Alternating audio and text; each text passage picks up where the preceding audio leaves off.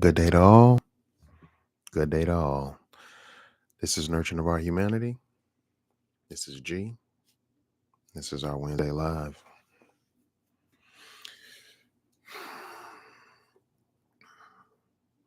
So, the Wednesday Lives are freestyle. Sometimes they're plotted a little bit. I might have been thinking about, I'm going to do this for a few days. But last night, I didn't have anything in mind. This morning, I really didn't have much in mind. Had a couple of conversations, explored through my social media, conversating a little bit, and found, I'm going to say, a topic found me. And what I mean by that is I'm scrolling, saw the question, got motivated, wrote a very long comment. So just by my interaction with that, I said, let me go on and run that for Wednesday Live. So here we are. Okay. So the title of this video, okay, is My Reason for Not Fearing Death. Okay. And I just want to make sure I put out there that I'm not happy about death, or it's not my best friend or nothing like that. This is not a gothic um, or any kind of subject of that matter. What it is, though, is the simple fact that I want to talk about overcoming fear. And fear, um, if you use the moniker of it, FEAR, false, um, false evidence, excuse me. That's right. I always want to say experience, but anyway, false evidence appearing real, fear. Okay. Meaning that fear is a healthy, um, it's a healthy emotion. It is to protect us. It is to give us a heightened sense of awareness at moments and when things could be, getting ugly or whatever you want to call it. It's something that brings your awareness into the now. That part of fear is definitely not a bad thing. Um, Now, when your mind is running wild and fearing a bunch of things that aren't true or that are just assumptions and things like that, then you can be actually taxing and wearing your body out um, for all the wrong reasons. Now, disclaimer: this is just my advice. I'm not versed in this stuff, but I'm just going to speak and share my experience with it, and I hope this can inspire. And I'm going to read the comment and give credit to the publisher of that post. Okay, the thumbnail for this one. For this particular video, life is a one-time offer. Use it well. It felt fitting. Okay. So let's I'm working through my computer a little bit too at the same time, but let's get right into this. Okay. So the post that motivated me is by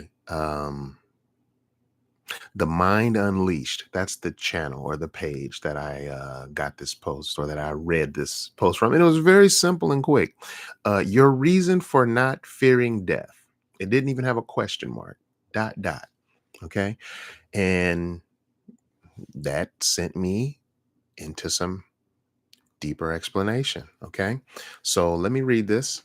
And I'm going to read it just word for word, and then we'll go back and I'll break through it and give a little more detail of the situation that I would not have written.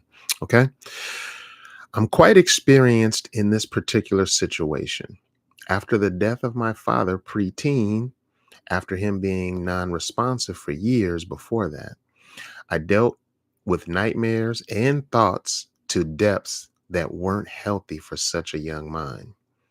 I had an ulcer at 12 or 13 from the mental grind of questions that no one had and still don't have the ability to answer. I'll go a little bit more into that. Now, the way I found peace and clarity was through logic and being optimistic. Let me explain. Death is an honor only afforded to those who've been gifted the greatest gift of all, life. Bar. Okay. With that, with with that said, it was understanding that death sucks, but what sucks, it sucks, but what sucks worse is wasting priceless lifetime worrying about what's beyond our control while simultaneously wasting the irreplaceable resource that is life. I'll worry about death when I get there, but for now, it's about living a life that will be worth mentioning and missing. I hope this heartfelt comment reaches someone and gives a clarity that makes the air feel fresher and more appreciated. Take a deep breath. You're alive. The most precious part about it is that it's not endless or infinite. I'm known, well, maybe I'm not known for it, but I promise you, if you are a social media friend of mine and you posted something and that post motivates me or um, activates some heavy thinking, I'm going to make sure I share that information with you. Okay. I'm going to show that appreciation in the comments and give thanks. That's just what it is for me. Um, so just for a quick speak on these two guys here, okay, Kobe and Nip, or Ermias Joseph Ashkadam, okay, my man Nip. Never met these guys, haven't shared the room with them, never breathed air in the same area as them, even though me and Nip is in the same zone. We moving around. But um, with them being gone, and I'm gonna say Nip more than Kobe for me. My relationship with Nipsey is completely music and digital based, and without this resource here, I wouldn't have known this wonderful man to the depths that I gained the appreciation for him that I have. Um, with Nip, it started with interviews and the things he was speaking on in those interviews. At that time, I had lots of his music on my computer. I wasn't really rocking it. It wasn't in my playlist that I was playing, but I just been collecting music and just trying to like hoard digital content in that sense. A lot of gigabytes of music, and that's just what it is. But after being introduced to the man behind the music, I listened to his music with a new interest, with a new intent, um, to what he was saying, and knowing it wasn't just a gangster crip, it wasn't just gang bang music. I knew that there was a genius in there, and that's the difference between marketing and knowing, or knowing about somebody and knowing of somebody. And yeah, I just wanted to share that part about Nip and just say what a great man. And I'm so thankful for what he shared of himself.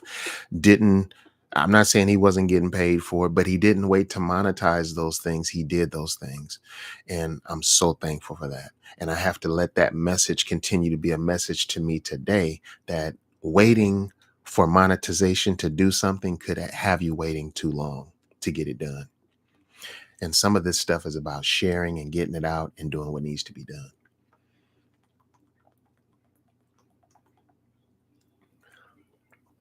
A great deal of it is. Um, so anyway, back to my story and my father and all that.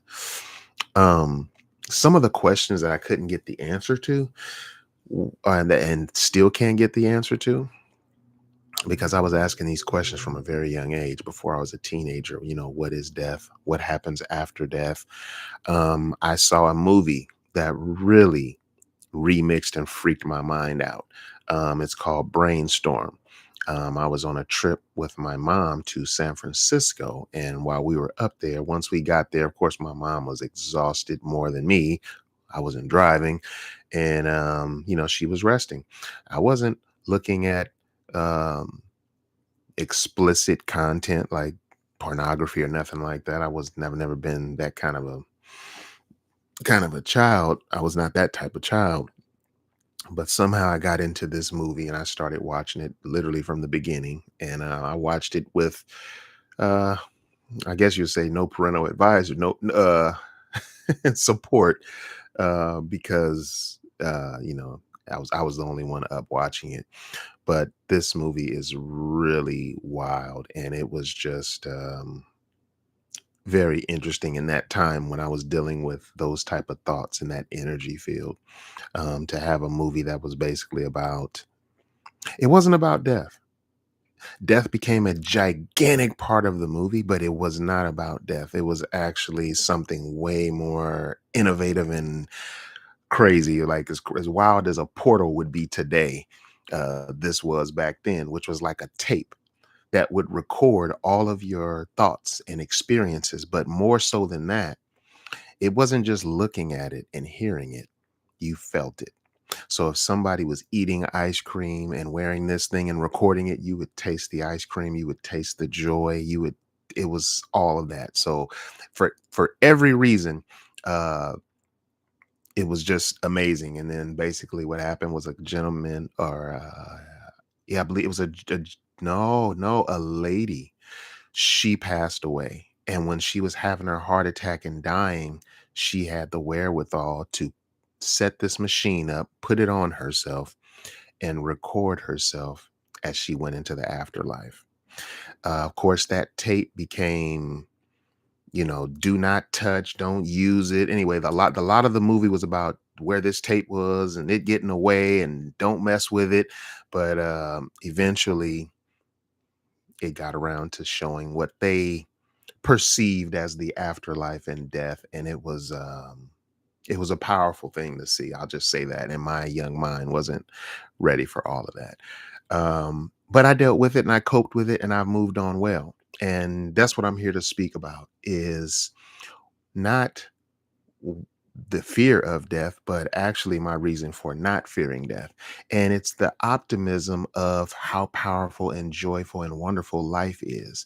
And the fact that because it is not endless, because it has a amount to it and a value to it, is why it has great value, because it's not something you can just put off. Well, you can keep putting off your todays for tomorrow for the rest of your life until you don't have no tomorrows left, of course.